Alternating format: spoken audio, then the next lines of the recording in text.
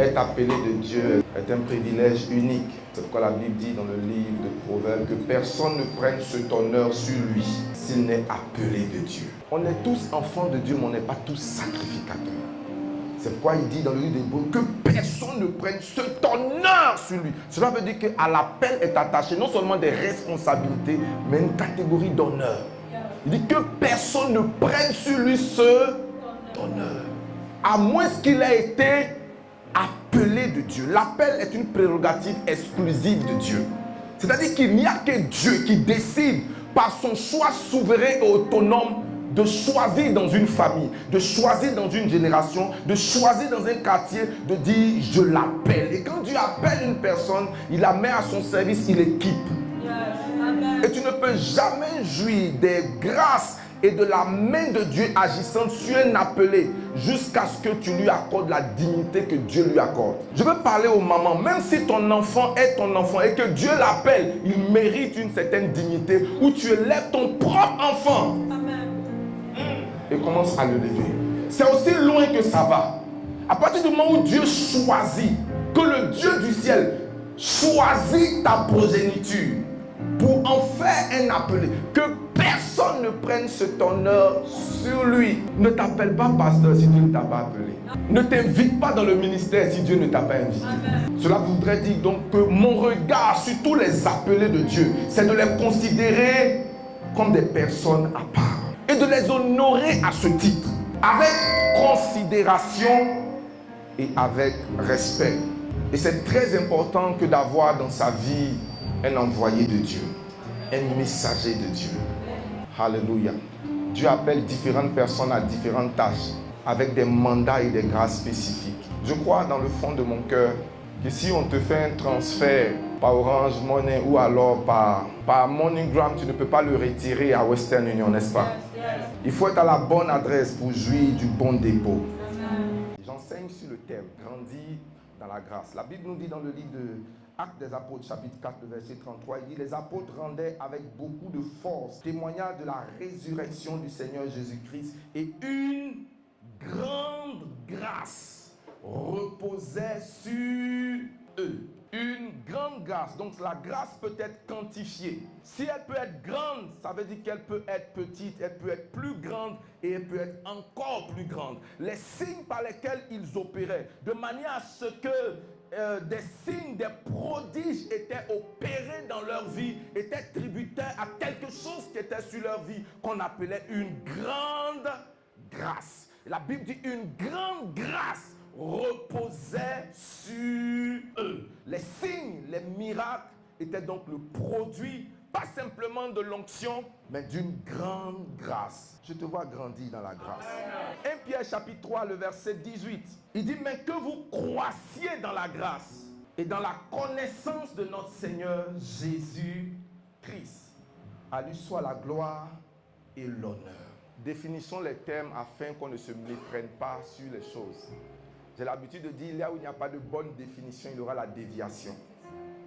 Et pour qu'il n'y ait pas de déviation, il est bon que nous situions très bien qu'est-ce qu'il y a lorsque nous parlons de grâce. Le mot grâce contient tellement de choses. Dans le livre de 2 Corinthiens, il dit que le Seigneur vous accorde une multitude de grâces. Verrons ça dans 2 Corinthiens chapitre 9, le verset 8. Il dit, et Dieu peut vous combler de toutes sortes de grâces. Donc il y a différentes sortes de grâces. Il y a différents types de grâces. Il y a des grâces qui n'ont rien à voir avec le pupitre. Mais lorsque ces grâces sont sur ta vie, tu vois les fruits. Tu la ressens à l'intérieur de toi et tu sens les fruits à l'extérieur. Alléluia. Il dit de manière à ce que possédant toujours en toutes choses de quoi satisfaire vos besoins, vous ayez encore en abondance pour toute bonne chose. L'une des premières manières dont les hommes définissent la grâce, c'est que la grâce est une faveur imméritée. C'est tout simplement quelque chose que je ne mérite pas, mais qu'on m'accorde. Donc je reçois la grâce parce que j'obtiens une faveur. La faveur elle-même, elle est exceptionnelle. Et quand elle est liée au fait que je ne la mérite pas, alors j'obtiens une grâce. Une grâce peut être un privilège accordé. Une grâce peut être un don. Il y a des choses dans la vie où tu as besoin de payer un prix pour les avoir. Quand quelqu'un d'autre paye le prix pour te l'accorder, tu considères cela comme une grâce. Tout ce pourquoi, normalement, tu devais payer un prix pour lequel tu reçois cela gratuitement constitue une grâce. Amen. Amen. C'est pourquoi la chose que je reçois, le prix et le coût derrière cette chose définit la grandeur de la grâce à laquelle je suis exposé. Si une petite grâce est à l'œuvre dans ta vie, des petites choses entrent dans ta vie. Mais quand une grande grâce est à l'opération dans ta vie, des grandes choses vont avoir lieu dans ta vie. Tu ne peux pas jalouser une personne qui a la grâce. Si tu jalouses une personne qui est dans la grâce, tu seras amer. Tu vas mourir parce que tu ne peux pas compétir avec la grâce et la batte. Parce que la grâce agit dans ce qu'on appelle une discrimination positive. La grâce, c'est la discrimination comment? Positive. Et si tu ne comprends pas la grâce, tu vas t'interroger. Pourquoi on a le même âge, mais on n'a pas les mêmes résultats? Pourquoi on a fait le même travail et lui, il est traité de manière spéciale? Pourquoi est-ce qu'il est particulier? Qu'est-ce qu'il y a de particulier? La grâce est discriminatoire. Il y a une loi pour tout le monde. Mais lorsque la grâce agit sur une personne, elle suspend les dispositions. Et elle dit pour lui, pour elle en particulier, ça sera différent. La grâce te permet d'aller plus vite. Bien-aimé, quand la grâce de Dieu vient sur toi, elle te distingue dans ta génération. Notre Seigneur est appelé l'étoile brillante du matin. Normalement, les étoiles brillent dans la nuit. Mais quand une étoile commence à briller le matin, c'est une étoile précoce. Elle attend des circonstances qui normalement ne sont pas favorables à la brillance. Mais elle brille en ce moment. L'étoile qui brille le matin. Les autres attendent la nuit pour qu'on les voie apparaître. Certaines même ne sont pas visibles la nuit. Ce sont les plus glorieuses, les plus importantes que nous voyons à l'œil nu. Il y a tellement d'étoiles qui brillent mais qu'on n'arrive pas à voir. Mais on a besoin qu'il y ait la nuit. Et souvent on justifie cela. Bien aimé, il y a besoin des problèmes pour que ta gloire soit justifiée, pour que ton don soit justifié. Mais bien aimé, il y a cette catégorie de personnes qui en contre-temps ou en mauvais temps, leur étoile brille. Et brille à cause de la grâce sur leur vie. Ma grand-mère était vendeuse de poissons. Et ce qu'elle m'a mis à comprendre ce que Pierre était en train de dire au Seigneur lorsqu'il a dit j'ai pêché toute la nuit. Ma grand-mère, c'est tous les matins à partir de 5 heures qu'on allait au bord de la mer à Tabou pour voir les pêcheurs revenus. Parce que les poissons, lorsqu'il y a le soleil, les poissons vont au fond des eaux, au fond de la mer. Et c'est lorsqu'il fait nuit qu'ils remontent à la surface. Et donc les bons pêcheurs, tout bon pêcheur, sait que le BAB de la pêche, c'est qu'il y a des moments pour pêcher, pour faire de bonnes pêches. Et il y a des moments où la pêche peut ne pas être bonne. Amen. Et donc quand Jésus en plein jour, avec le bruit qu'il y avait sur le rivage, demande à Pierre, jette ton filet de ce côté. L'instruction que Jésus donne, avec l'information qu'il sait sur la pêche, se choque et s'entrechoque. Et pour ne pas qu'il ait honte, en réalité ce que Pierre disait, ce n'était pas une parole de foi. C'est-à-dire que la honte de ce résultat-là, ça ne sera pas. Il dit, suis ta parole. Il dit, c'est pas moi, hein. Sur ta je jetterai le filet. Et quand il jette le filet, puisque le crédit n'était pas sur toi, que la gloire du crédit revienne à celui qui a donné l'instruction. Et la Bible dit, il prend des choses. Bien aimé, je vois la grâce te distinguer au nom de Jésus. La grâce te partager au nom puissant de Jésus. L'une des premières manifestations de la grâce dans la Bible, c'est l'acceptabilité. Qu'est-ce que j'appelle l'acceptabilité? C'est quelque chose en vous qui attire. Vous savez, vous pouvez faire du bien aux gens et puis ils vous récompensent avec la haine, ils vous récompensent avec la traîtrise, ils vous récompensent avec la méchanceté. Ça, ce sont des gens qui normalement devaient vous apprécier. Il y a des gens pour lesquels certaines choses sont compliquées. Je ne suis pas en train de dire que tout le monde va t'aimer, mais les gens qui doivent t'aimer vont t'accepter. Et la grâce, qu'est-ce qu'elle fait? Elle te rend acceptable. La grâce fait qu'il y a quelque chose de particulier sur toi. La grâce te rend comment? Acceptable. Et tu veux que je te dise quoi? en dépit de tes erreurs. Parce que s'il n'y a pas erreur, la grâce n'a pas sa place. S'il n'y a pas insuffisance, la grâce n'a pas sa place. S'il n'y a pas mauvais témoignage, la grâce n'a pas sa place. C'est-à-dire en dépit de ce qu'on sait sur toi, on dit non, tu rentres. C'est une grâce pour toi accordée. Donc la grâce te rend comment? Acceptable. Et j'ajoute, en dépit de tes fautes, en dépit de tes erreurs. Deux femmes dans la Bible sont synonymes de la grâce. Ruth et Esther. Et vous savez par exemple que Esther était en train de compétir avec les filles du royaume pour devenir reine. Elle était une esclave. Alléluia. J'ai besoin de votre attention. Amen. Il n'y a pas que tu rates ce privilège-là. Je dis, ouais, Dieu. Regarde, là où on dit que c'est dur, la grâce va te rendre acceptable. La grâce va faire qu'on te célèbre. Ne t'appuie pas sur les témoignages des autres. Parce que le témoignage de l'autre, c'est son témoignage. Bien aimé, on a le même Dieu, on n'a pas la même grâce. Bien aimé, on est un collègue de ministère, on n'est pas collègue de grâce.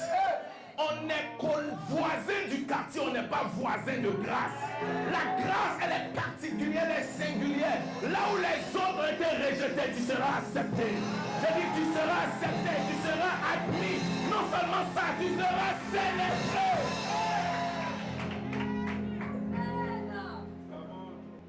Au moment où Esther se présente, la Bible dit le cœur du roi l'aima.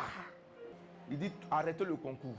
On dit non, il y a encore d'autres dossiers à examiner. Il dit n'examinez plus rien, c'est fini. Celles qui sont passées avant, celles qui sont passées après, ce n'est pas important.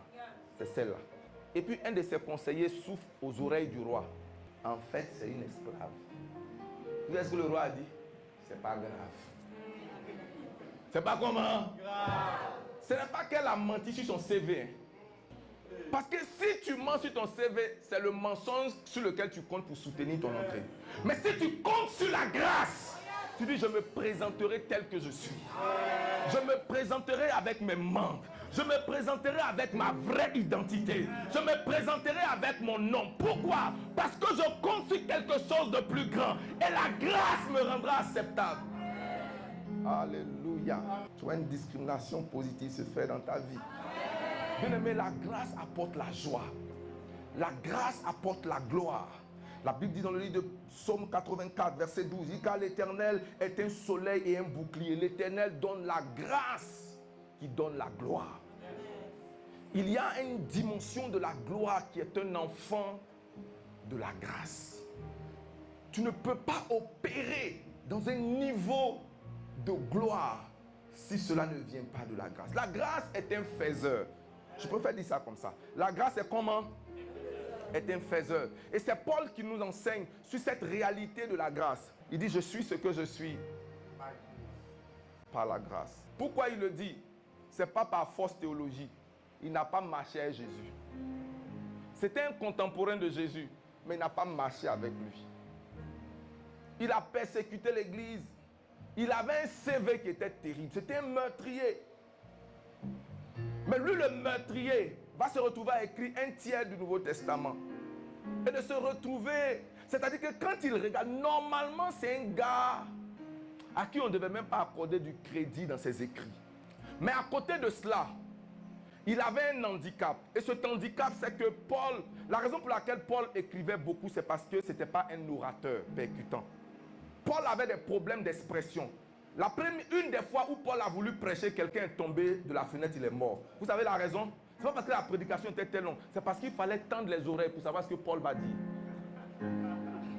C'est-à-dire, il était un gars rempli de révélations. Vous savez, c'est une chose que d'avoir la révélation, c'est une chose d'avoir l'onction, et c'est entièrement une autre chose que de savoir comment transmettre le message.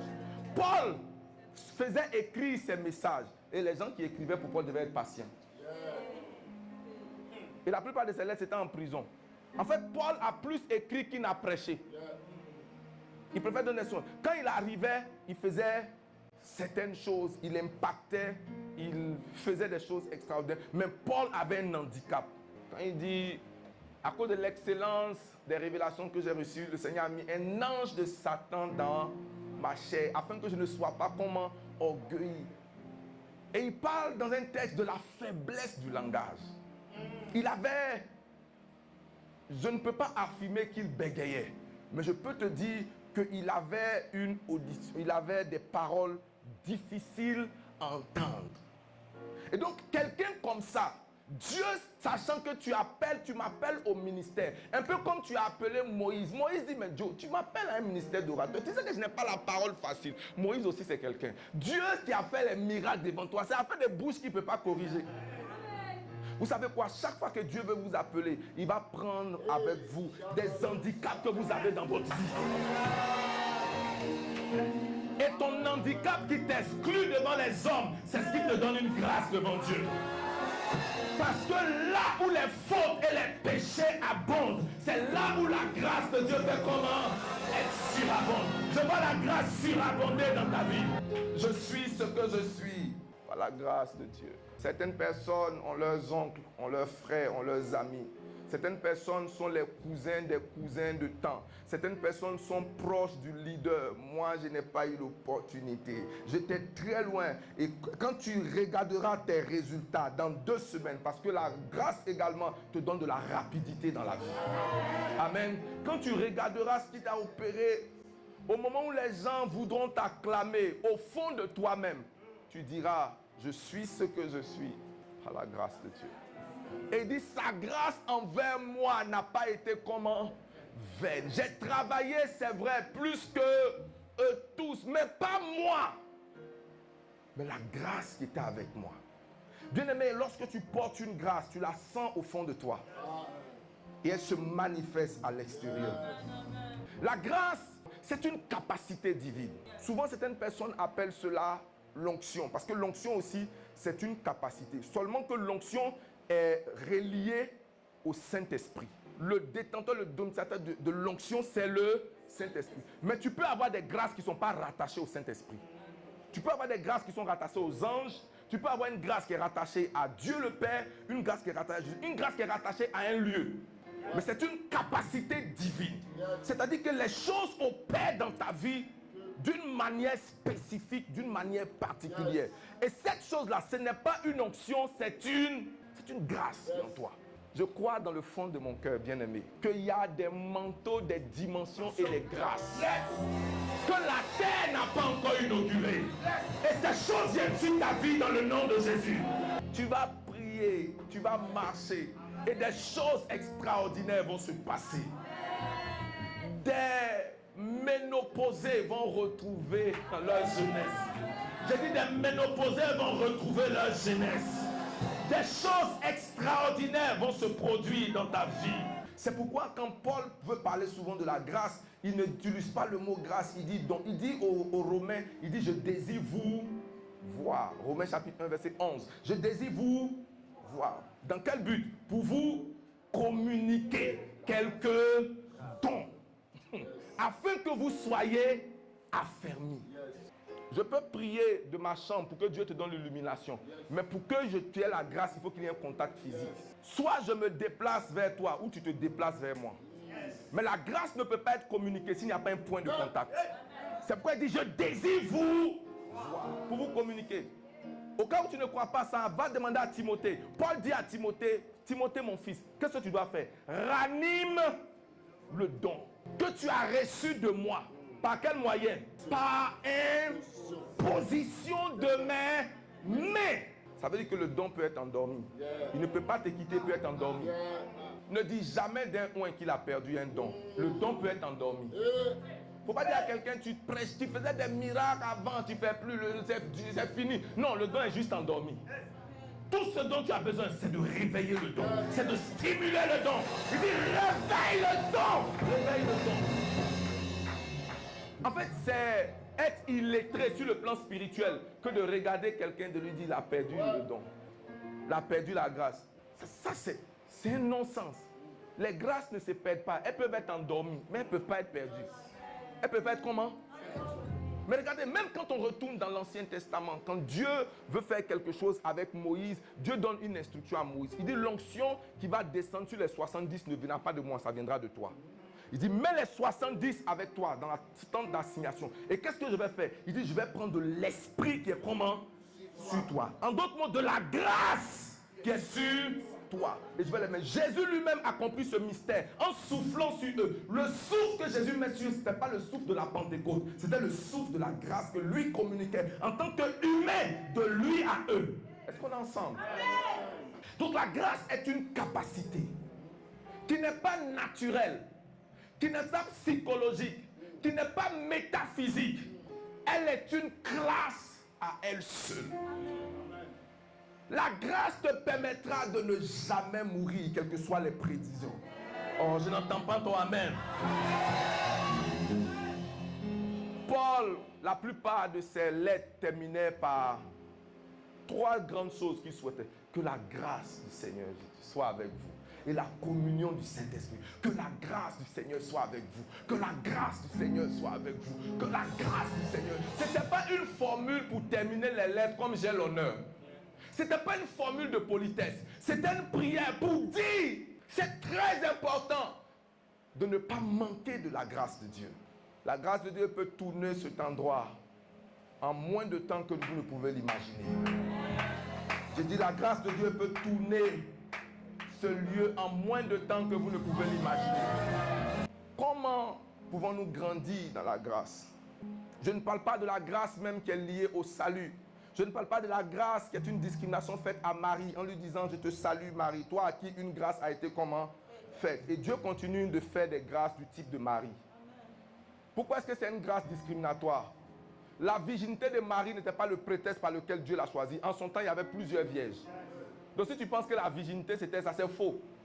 Il y avait plein de vierges. Et il y avait plein de descendants des lignées de Judas. Elles étaient nombreuses. Amen. Donc quand le Seigneur fait grâce à Marie, elle ne peut pas s'appuyer sur le fait que c'est pas moi ici vierge. Il n'y a que la grâce qui pouvait la distinguer, qui pouvait la mettre à part. Comment on peut grandir dans la grâce? 2 Pierre chapitre 3 verset 18. Nous trouvons là-bas une clé majeure sur laquelle je veux revenir. Faisons attention. Et là, je vais parler aux hommes de Dieu. Il dit, mais que vous croissiez dans la grâce et dans la connaissance de notre Seigneur Jésus-Christ.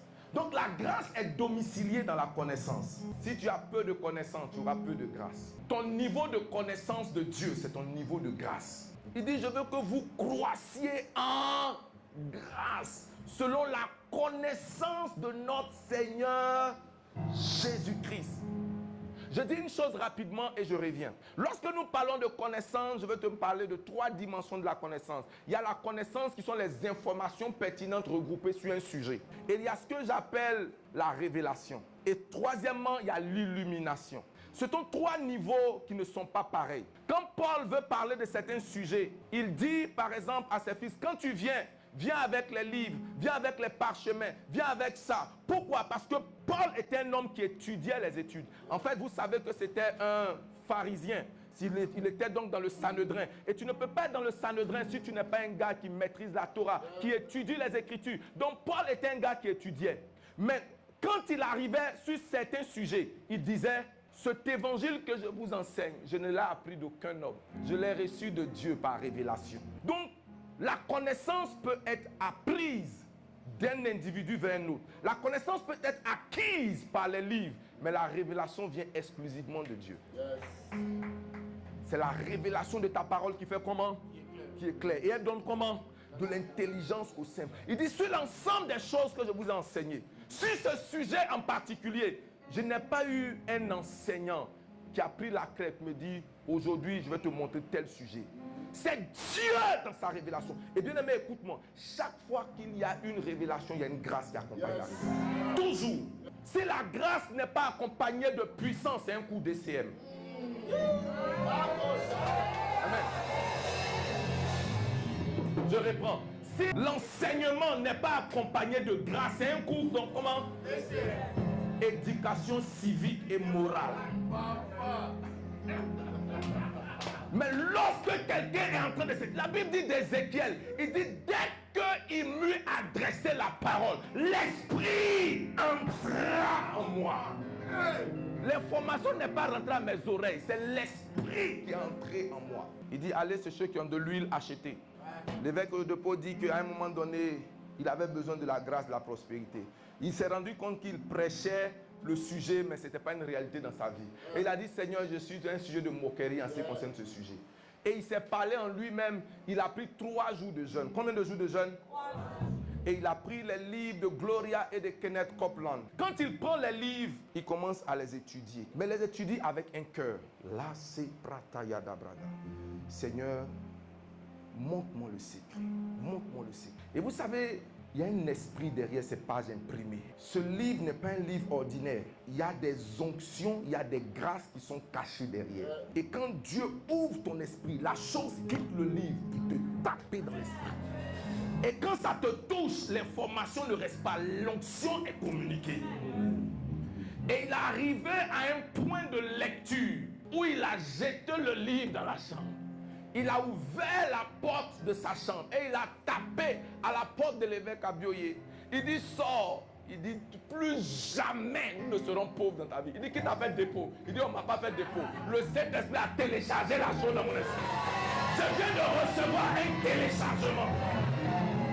C'est pourquoi quand tu écoutes, écoute attentivement. Parce que derrière chaque point, il y a une grâce qui est transmise par la prédication, qui est transmise par l'enseignement, qui est transmise derrière chaque chose. Écoute-le.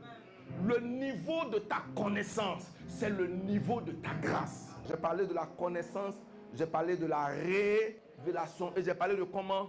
De l'illumination. Quand tu arrives au domaine de l'illumination, tu comprends les choses sans étude. Tu arrives à une réunion, les gens sont en train de parler, tu as compris tout de suite le problème parce que tu as une illumination. La Bible dit l'homme spirituel juge de tout et il n'est lui-même jugé par personne. Tu comprends le nez gordien d'une situation. Lorsque quelqu'un vient te parler, elle est en train d'aller dans un sens, tu lui dis arrête-toi, j'ai compris ton problème. Je sais exactement où la chose se trouve. Je sais exactement ce dont tu as besoin et je sais exactement ce dont j'ai moi-même besoin. C'est un niveau qui s'appelle le niveau de lit. Je prie que Dieu t'illumine. Et c'est ce niveau que nos parents de la branche ténébreuse pensent avoir atteint. C'est pourquoi ils se font appeler Illuminatis, qui veut dire illuminé. Ça veut dire que les frères de lumière qui sont éclairés d'un certain niveau. La véritable illumination, elle vient de la parole de Dieu. Oh, j'ai pas entendu ton appel. Dans le livre de Daniel chapitre 12, à partir du verset 4, le Seigneur fait une commission à Daniel. Il dit, toi Daniel, tiens ces paroles secrètes et scelle le livre jusqu'à la fin de temps. Plusieurs liront et la connaissance augmentera. Et si la connaissance augmente, qu'est-ce qui augmente? Je vois la grâce augmenter dans ta vie. Donc c'est lorsque les secrets sont élucidés, lorsque les codes de la Bible sont décodés. Il dit écris, mais mets des sceaux, mets des codes. Car j'ai prévu une période de temps qui est appelée la fin des temps. Je vous dis quelque chose. Les vérités que tu découvres par toi-même impactent plus que celles que tu étudies pour prêcher. Il n'y a rien de mal à prêcher le message de quelqu'un. Paul l'a dit. Ce que tu as entendu de moi en présence de plusieurs personnes, transmets-le à des gens fidèles qui sont eux aussi capables de se faire. Donc, il ne faut pas te sentir intimidé. La Bible, c'est quelqu'un qui a écrit et puis nous tous on prend, on prêche. Mais ce que j'essaie de te dire, c'est que l'impact de ta vie et de ton ministère, c'est très souvent pas seulement des messages que tu as préparés en écoutant pour prêcher, mais des choses que tu as étudiées par toi-même. C'est-à-dire que tu as étudié pas avec pour objectif de prêcher. Les vérités que j'ai découvertes sur la grâce, je les ai découvertes longtemps avant qu'on m'invite à prêcher sur la grâce. Donc, ce que je prêche, ce ne sont pas des notes que j'ai prises quelque part. C'est l'ensemble, parce que quand tu as au moins une certaine expérience dans le ministère, tu as au moins des connaissances sur le sujet, à partir de ta connaissance personnelle. Et tu comprends souvent certaines erreurs que certaines personnes peuvent faire sur la grâce, en codifiant, en limitant la grâce, dans une simple et unique expression de la grâce, en disant que la grâce est uniquement une faveur imméritée. Mais elle n'est pas qu'une faveur imméritée, elle a plusieurs déclinaisons. C'est pourquoi il dit que le Seigneur toutes sortes de grâces, tout type de grâce. Et je peux comprendre également que Dieu n'est pas le seul détenteur de la grâce. Je l'ai mentionné tout à l'heure. Tu peux avoir la grâce d'un ange, tu peux avoir la grâce d'un lieu, la grâce, tu peux avoir même la bonne grâce d'une maman qui n'est pas née de nouveau mais qui te bénit. Et quand elle te bénit, tu quittes là avec la grâce. Regardons quelque chose. Est-ce que quelqu'un peut m'aider à lire Actes chapitre 18, versets 24 à 26. Il est écrit, un juif originaire d'Alexandrie, Oui. du nom d'Apollos, Voilà. était arrivé à Éphèse. C'était un homme éloquent et versé dans les Écritures. Un homme comment? Éloquent. Et puis deuxièmement, Versé dans les Écritures. tu sais ce que ça veut dire verser dans les Écritures? Ça veut dire que le gars il connaît. Il est rempli de la parole. Continue, homme de Dieu. Il était instruit quant à la voix du Seigneur. Il était instruit quant à la voix du Seigneur. Allons-y. Et plein de ferveur. Plein de ferveur. Il annonçait et enseignait avec exactitude. Il enseignait et annonçait avec comment? Exactitude. Ce qui concerne Jésus. Bien que ne connaissant pas le baptême de Jean, il se mit à parler avec assurance dans la synagogue. Après l'avoir écouté, Aquilas et Priscille le prit avec eux et lui exposait plus exactement la voix de Dieu. Voici quelqu'un qui enseigne avec exactitude. Quelqu'un l'écoute et puis le regarde et il le prend avec lui et puis il lui enseigne les mystères plus. Chaque pasteur a besoin d'un pasteur. Dis encore, répétez. Bien-aimé, on connaît en partie. On connaît comment? En partie. Écoute-moi. Vous avez vu le CV d'Apollos. Est-ce que vous avez vu le CV d'Apollos? On dit un homme éloquent, versé dans les Écritures, instruit, qui enseigne la voix de Dieu avec exactitude. Il faut de l'humilité pour accepter d'aller avec Aquilas. Pour leur dire tu connais, mais tu ne connais pas. Souvent on refuse d'apprendre parce qu'on pense que ce qu'on connaît est suffisant. Tu as besoin d'un Aquilas pour te dire tu es sur la bonne voie. Je viens te montrer une voie plus exacte. Pas pour te dévier. Il le prit avec lui et lui enseignait plus. La Bible dit par exemple, et votre apôtre l'a mentionné, il connaissait uniquement le baptême de quoi? De Jean. Il n'avait jamais entendu parler du Saint-Esprit. Et si vous lisez le texte, la petite église de 12 personnes qu'il conduit là, on leur a posé la question. Avez-vous reçu le Saint-Esprit quand vous avez cru? Vous savez ce qu'ils ont répondu? Il dit, c'est pas si tu sais que tu peux recevoir. Et nous là, on n'a jamais entendu. C'est parce que tu n'as jamais entendu qu'il n'existe pas. Ce n'est pas parce que tu n'as jamais entendu que ça n'existe pas. La preuve, c'est parce que tu n'as pas encore cru que ça ne se manifeste pas dans ta vie. Toute chose requiert de l'information, de la révélation et de l'acceptation pour que ça se manifeste dans ta vie. Dieu t'emmène à un niveau élevé au nom de Jésus.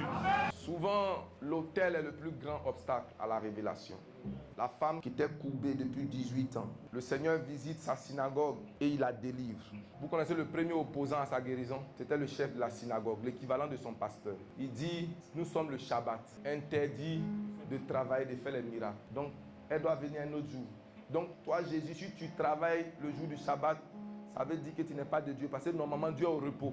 Et si Dieu est au repos, celui qui travaille, c'est son voisin. Voilà la théologie de son prêtre. Maintenant, regardez la difficulté. C'est que les Juifs se réunissent seulement le Shabbat. Donc, la seule occasion où il peut être guéri, là, on dit que c'est Shabbat. S'il n'y a pas Shabbat, il n'y a pas rencontre. Souvent, le message est ce qui t'empêche. Pas simplement le message qu'on t'enseigne, mais le message que toi-même, tu cultives et tu rumines. Tant que tu n'introduis pas de nouvelles choses, écoute-moi bien. Dieu, l'éternité ne suffira pas pour le connaître. En fait, il y a des dimensions de Dieu que nous, humains, on ne connaît pas encore. Ce que j'essaie de dire, c'est que il y a un aspect de Dieu. Dieu est grand. Dieu est bon. Dieu est amour. Dieu est glorieux. Dieu. Et même dans la gloire de Dieu, là, on n'a pas encore épuisé ce que Dieu... Et même dans l'éternité, on passera à le connaître. L'éternité ne suffira pas pour le connaître. Retiens cela. Mais on peut finir de connaître des sujets. Par exemple, sur la prière, sur la foi, sur la guérison. Tu ne peux pas dire... On ne finit pas d'apprendre sur le sujet de la guérison. Oui, on finit d'apprendre. Dieu peut t'amener à un niveau, après que tu as étudié, avec assiduité, avec rigueur, dis que ce sujet-là, je suis autorisé à être une voix autorisée sur les questions qui concernent la démonologie, par exemple. Je peux t'enseigner sur les manifestations des esprits, leur forme, et te dire que quand un esprit se manifeste comme si, c'est tel esprit qui se manifeste. Dieu m'a dit, c'est-à-dire que je connais les B.A.B.A, les sciences compliquées, les sciences occultes de la démonologie. Ne dis pas à quelqu'un, on ne finit jamais d'apprendre. On ne finit jamais d'apprendre Dieu, mais on peut finir d'apprendre sur un sujet. C'est pourquoi tu peux progresser sur un sujet. Habakkuk chapitre 2, verset 14. Car la terre sera remplie de la connaissance de la gloire de l'Éternel, comme le fond de la mer recouvre par ses eaux. Toi et moi allons démontrer la puissance de Dieu. Voyons rapidement quelques exigences pour grandir dans la connaissance, puisqu'elle est très importante. La première chose, c'est de se consacrer à être un étudiant à vie. Ne te mets jamais dans ta tête que tu parviendrais à un niveau où tu n'as rien à apprendre. Et ne te dis jamais en fonction d'un orateur qu'est-ce qu'il va me dire. Ne prends jamais un livre pour dire lui là qui il est. Tu n'es pas un étudiant. Quelqu'un qui a un cœur d'étudiant est prêt à apprendre de tout. Bien aimé, souvent j'ai appris à des hôtels et à des pupitres sur lesquels je ne m'attendais pas. C'est-à-dire le petit gars est venu. Il est sans nom. Mais quand il a commencé à prêcher, c'est-à-dire, ce n'est pas peut-être dans la totalité de son message, mais il a sorti 3-4 remarques. Quand j'ai façonné ça à mon ministère de docteur, je te sors ça dans une autre version. Je suis parti bénir le mariage d'un de mes fils. Et puis au moment où il voulait faire l'action de grâce, il sort une révélation. Il dit, voici celle qui est os de mes os, chair de ma chair. Et puis il dit que Adam n'a pas commencé par l'extérieur, il a commencé par l'intérieur. Les os sont à l'intérieur et la chair à l'extérieur. Et puis il sort une révélation. Ne dis jamais qu'est-ce que je peux apprendre de celui-là. Sois comment? Un étudiant à vie, c'est être disposé à apprendre. La Bible dit quoi? Celui qui écoute augmente comment? Donc écoute pour augmenter ta sagesse. Et le privilège que tu me fais en venant t'asseoir pour écouter, c'est un privilège que tu fais à ta destinée. Parce que tu repars d'ici accru. C'est vrai, certaines vérités t'ont été soulignées. Certaines vérités t'ont été ouvertes. Mais une chose est sûre, il y a un plus avec lequel tu retournes. Deuxième chose, aie faim et soif. Il dit, venez à moi, vous tous qui avez comment? Fatigué.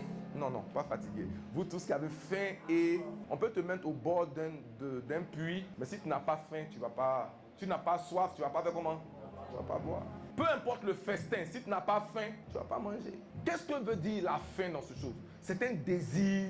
Il y a un orateur aujourd'hui qu'on célèbre beaucoup, mais moi j'aime très souvent interroger les gens dans leur histoire pour savoir quels sont leurs repères, quelle a été leur vie, quel a été leur parcours. Et l'une de ces personnes, c'est Joshua Selman. Joshua Selman, vous allez vous rendre compte quand il raconte son histoire que c'est d'abord, et ça il va avoir ça en commun, moi, un de mes maîtres à penser sur lequel j'ai construit beaucoup de mes messages, dont le message dont il a été impacté, c'est Miles Monroe. Miles Monroe, dynamique du potentiel et tout ça. Je suis un étudiant de Miles Monroe. J'ai avalé, j'ai bu du Miles Monroe. Je respire Miles Monroe. J'avais dans ma chambre une photo de Miles Monroe. C'est-à-dire, je connaissais jusqu'à toute sa famille, ses enfants, Cairo, sa fille. Je connaissais son histoire, je connaissais son parcours. Et je me rends compte qu'au début, il a lu pratiquement tous les livres du Dr. Miles. Et ensuite, étant à Zaria et étudiant, il ne s'est pas limité à appartenir à l'église traditionnelle dans laquelle il était. Chaque fois qu'il entendait un orateur de renom qui était dans la ville,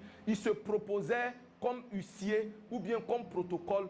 Vous savez pour quel but? Vous savez souvent quand vous venez à un programme, que vous venez pour assister, on va vous installer quelque part. Mais quand vous mettez dans le service, vous avez une mobilité.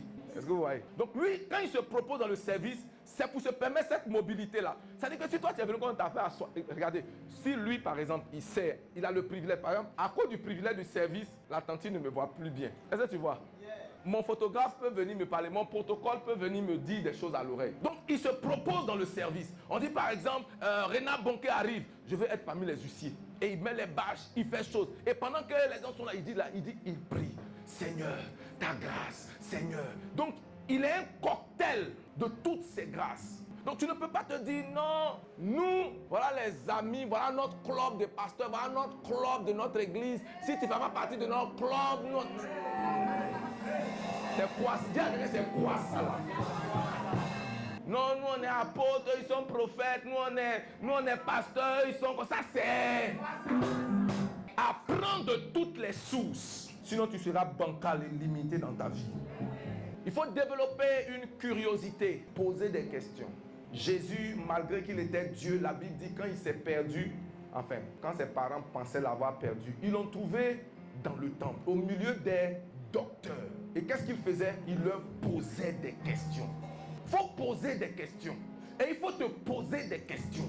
C'est-à-dire, sans que tu ne te poses pas de vraies questions, certaines lignes ne vont pas bouger. Il y a des lignes sur la foi qui doivent bouger. Et il faut des gens courageux pour se poser des questions. Pourquoi c'est comme ça? Pourquoi ce n'est pas ainsi? Pourquoi est-ce que nous sommes en retard? Pourquoi? Je me pose des questions sur la richesse en ce moment. Pourquoi est-ce que la richesse n'est pas domiciliée parmi les chrétiens nés de nouveau? Pourquoi est-ce que lorsqu'on fait les classements des hommes les plus riches dans le monde, les chrétiens viennent longtemps derrière? Pourquoi? Je te pose des questions et je ne veux pas poser des questions auxquelles moi-même j'ai des réponses. Je veux des réponses. Et bien aimé, c'est quand tu te poses de bonnes questions que Dieu te donne de bonnes réponses. Il ne faut jamais accepter des réponses bon marché. C'est-à-dire des réponses qui peuvent satisfaire ta théologie et justifier ton retard. La curiosité va t'aider à avancer. Pose-toi des questions. Qu'est-ce que dans la lusophonie? Parce que c'est un courant dans lequel on n'est pas très habitué, mais sachez qu'il y a plus un réveil spirituel dans les pays lusophones que dans les pays anglophones.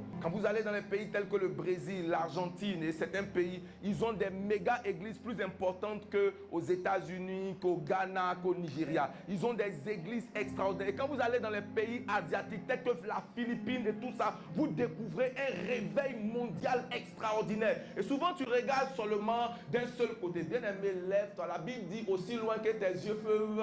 Regarde à gauche, regarde là-bas, regarde ici. Et Dieu répondra à tes préoccupations au nom de Jésus. Je peux dire une chose, pendant que j'avance, il te faut beaucoup d'humilité. L'humilité va t'ouvrir à des connaissances profondes. La Bible dit quoi? Dieu résiste aux... Et qu'est-ce qu'il fait?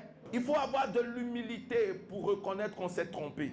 Il faut avoir de l'humilité pour corriger des choses. Il faut avoir de l'humilité pour dire que j'enseignais telle chose, mais c'était une vérité passée. Elle n'est plus d'actualité dans ma vie. Dieu, comme Aquilas et son épouse ont pris Apollos, quelque chose s'est amélioré de ma vie. Alors je ressurpère dans une autre dimension de grâce. Je veux que tu comprennes, bien-aimé. Il dit, vous puiserez de l'eau avec joie aux sources du salut. Amen. Lorsque tu ouvres ta Bible, ou lorsque tu es en train d'écouter un orateur, ce qui te ferme à la révélation, c'est l'état de ton cœur. Si ton cœur est triste, tu te fermes à la révélation. Mais si ton cœur est joyeux, tu comme un puits où tu puises.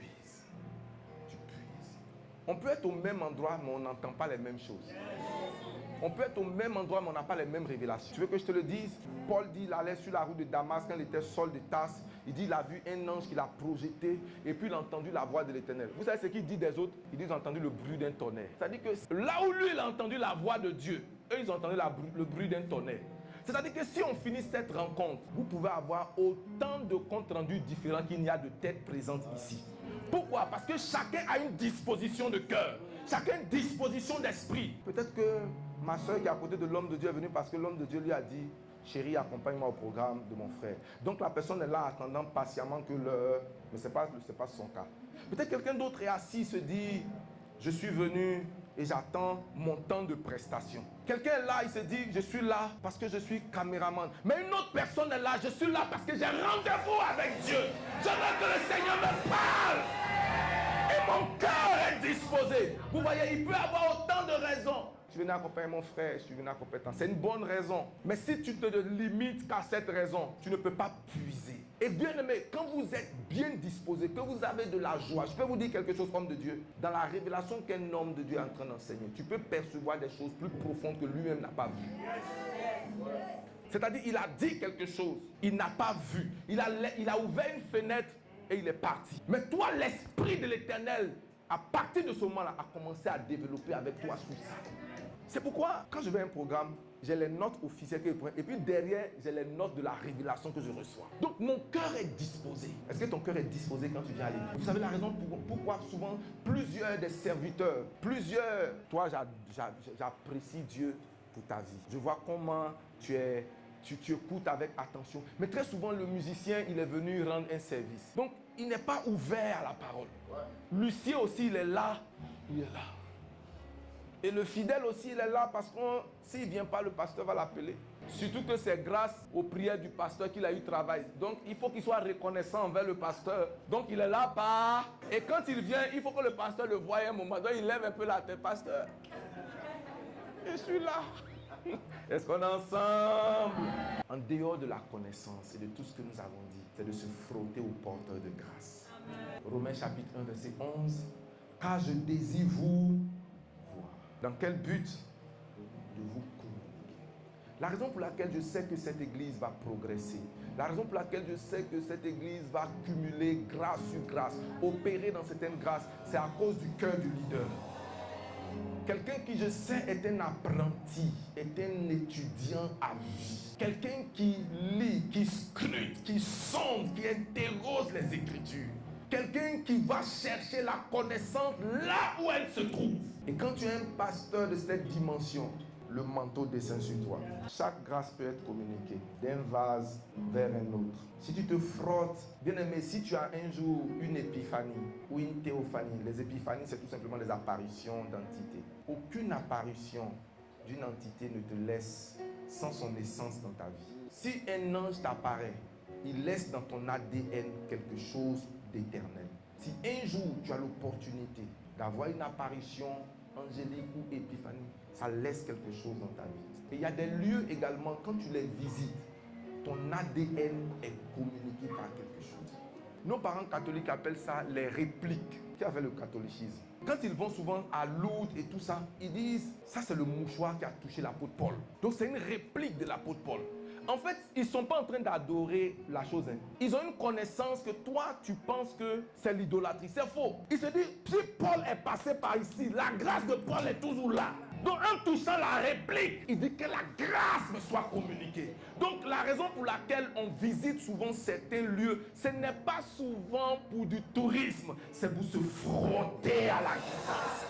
Et il y a des grâces qui sont dans des hommes, et il y a des grâces qui sont dans des lieux. Vous avez besoin de vous frotter. Je connais tellement de pères qui ont fait des voyages lointains, arrivés dans une pièce. Vous savez, avant, dans les presbytères des églises, il y avait les maisons des pasteurs. Donc, il y avait des chambres où on logeait des gens. L'évêque Oyedepo, pour ce que je sais de lui, a fait souvent des voyages pour aller dormir dans une pièce où on dit que E.A. Allen a dormi en 1932. Il dit c'est la chambre où il a dormi. Vous avez changé le lit, non? C'est pas grave. Mais il a dormi ici. Tu vas dormir là. Et Karasa Capra, Seigneur, ton serviteur n'est plus vivant. Pourquoi? Il a compris que Élisée, même mort, ses os avaient ramené quelqu'un à la vie. Alors l'onction qui est sur une personne peut être communiquée à une autre personne. Donc la grâce qui repose, Seigneur, donne-moi la grâce. Tu dois pouvoir honorer le canal. Tu dois croire dans le canal. Tu ne peux jamais être béni par quelqu'un dans lequel tu ne crois pas. Ce n'est pas une connexion physique, c'est une connexion de cœur. J'ai l'habitude de dire que si vous allez au barrage électrique de Botro, c'est ça non? Les villages environnants là n'ont pas d'électricité. Parce que ce n'est pas la proximité, c'est la connexion. C'est la connectivité. C'est la connexion de cœur, ce n'est pas la proximité. Amen. Donc tu peux être proche de la centrale électrique, mais s'il n'y a pas de connexion, il n'y aura pas d'électricité en toi. Reconnais les porteurs de grâce que le Seigneur met sur ta vie. Reconnais-les, honore-les, crois en eux. Que leur faiblesse ne justifie pas ton mépris envers eux. Que leur manquement ne justifie pas ton manque de respect envers eux. Car que personne ne prenne cet honneur sur lui, à moins qu'il soit appelé de Dieu. Il y a tellement de canaux, mais il n'y a pas de récepteur. Pourquoi? Parce que ta pensée est corrompue en ce qui concerne certaines choses. Que Dieu bénisse l'écoute de sa parole. Amen.